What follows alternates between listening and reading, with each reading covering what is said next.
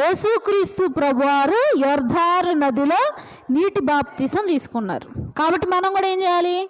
ఆ బాప్తిస్మమే తీసుకోవాలి. అసలు బాప్తిస్మ అంటే ఏంటి అని అంటే, ఇప్పుడు నేను బాప్తిసం తీసుకున్నా, నన్ను పాస్టర్ గారు నీళ్ళల్లో ముంచి లేపారు అంటే ఎందుకు ముంచుతున్నారు కిందకి?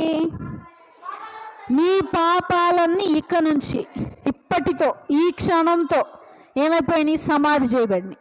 ముంచితే అర్థం మరలా తిరిగి పైకి లేపుతుంటే అంటే ఇక నీవు క్రొత్తగా జన్మించావు అంటే. ఇప్పుడు ఫస్ట్ న్యూ లైఫ్ వచ్చిన వాళ్ళకి ఒక బాబు ఎలా పెరుగుతాడు? కొత్త అలవాట్లు నేర్చుకుంటాడు, కొత్తగా మాటలు నేర్చుకుంటాడు, ఉంటాడా లేదా? అలాగే నువ్వు అలా లేకపోయినప్పుడు క్రొత్తగా జన్మించిన వాడు అవుతావు.